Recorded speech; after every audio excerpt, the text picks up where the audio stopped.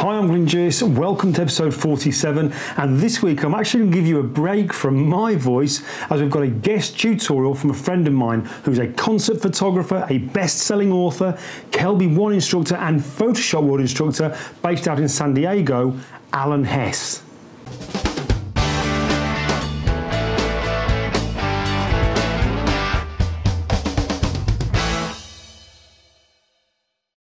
Okay, so before we crack on with this week's episode, just a couple of reminders for you. The first one, if you haven't already, make sure you click on the subscribe button. It just takes a little click on that little button and then you're done. What it means then is that you'll get to know whenever I've published any free content for you on my YouTube channel. It saves you having to search around for it. And the second thing to remind you is to make sure you visit my website, glyndewis.com. It's updated up to 5 times a week, Monday to Friday, with all kinds of behind the scenes, news, reviews, techniques and all that kind of stuff. Plus there's my web store where you can get access to full-length downloadable tutorials, and I'm adding to those every single kind of month whenever I can, but there's more tutorials coming. Now, getting back to Alan and this week's tutorial.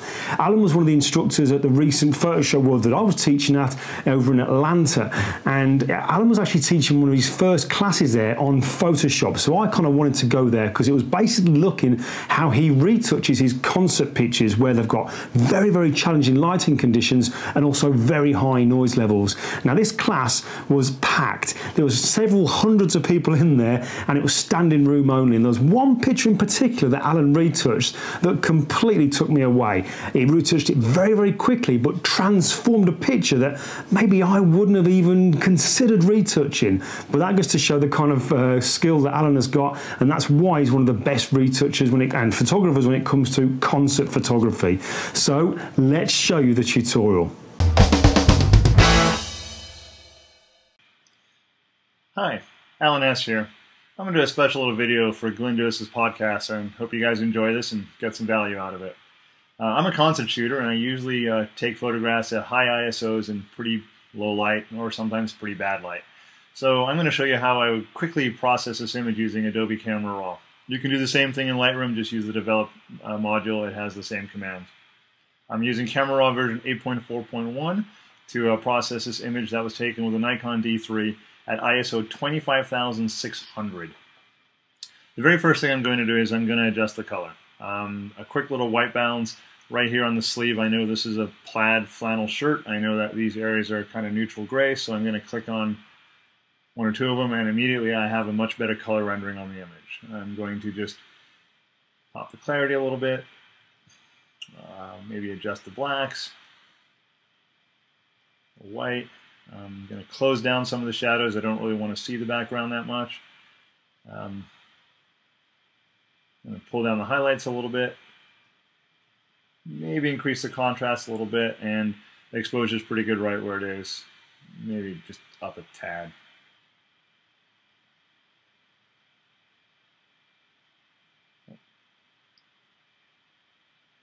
Right about there. So I'm pretty good at this point, but now we're going to start doing the noise reduction. If you go to the detail panel, you'll see that there's a sharpening and noise reduction are combined. The reason for this is that they affect each other. Noise reduction will blur out the images, getting rid of the noise by blurring it together. Sharpening actually brings back some of the detail. So let's go look at this image at 100%.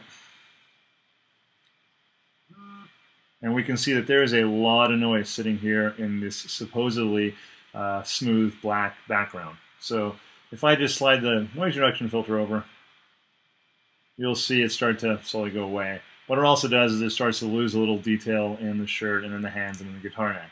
So I want to increase the sharpening a little bit. But what happens is when you do that, it increases the sharpening for the whole image.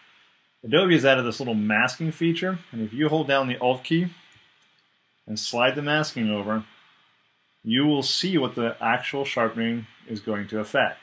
The areas in black do not get any sharpening. The areas in white do get sharpening. So what I'm doing here, well, Adobe's doing it here, is you can see that the guitar and the shirt are going to get the sharpening and the background is not.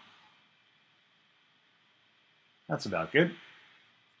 So sliding that over with the Alt key lets you know exactly what the sharpening is going to be affecting, and now I can increase the sharpening a little bit without adding any more noise, and maybe even reduce it a little bit more. So there you go. couple of steps, couple of seconds, and I've taken my image that had a lot of noise and color problems, and I've got a really good starting point to bring it into Photoshop. Thanks for having me, Glyn. Hope everyone has a great day. Okay, so I've got to say a huge thanks to Alan for putting this together for us this week. A very, very quick technique, very quick tutorial, but it kind of shows the work that Alan does. He's a very, very busy guy, so he can't be spending the kind of time that I do on pictures. He needs to get pictures done 2 or 3 minutes maximum to then move on, because he's out taking concert photos constantly. Now, I mentioned that Alan was an author. Here's just a selection of some of the books I've got of Alan's. There's a few on my iPad as well, but my bookshelves are kind of like under extreme pressure because of all the books I've got in. There's books here on the iPad, there's a book he did here on night and low light photography, but this here is one of the books that I wanted to mention to you. This was the book that I think, well, Alan released this, it was literally selling as quick as they could put it on the shelves. It's called All Access, Your Backstage Pass to Concert Photography, and this is like the Bible if you want to get involved in concert photography of any kind. Obviously it tells you, Alan explains how you should take those kind of pictures, the settings in your cameras and all the tips and techniques. Also talks about the retouching side of things, but also it goes into a little bit deeper how you can get involved in that kind of how you can get involved in that kind of photography. I've got retouching on the brain here, but also things like how to get passes, how to sort of deal with people, the etiquette behind the whole thing. But I don't think this is a book just for concert photography. I think anybody who's got a camera at some point is going to end up taking pictures at a party, at weddings, anywhere there's going to be really challenging lighting conditions, and that book's going to tell you exactly what you need to do with your camera and the kind of things you should look for when you're doing it. So definitely check it out. Obviously you can find any of Alan's books all over places like Amazon, Waterstones, Barnes & Noble, you name it, but I'll leave a link and description in the bottom of this, in the YouTube description on the video, to show you where you can find out about Alan. Not just where you can get his books, but also where you can find the website that he updates. He's also got a blog on there that's updated regularly with new pictures, tips, techniques, behind the scenes, all that kind of stuff. So it's a very, very good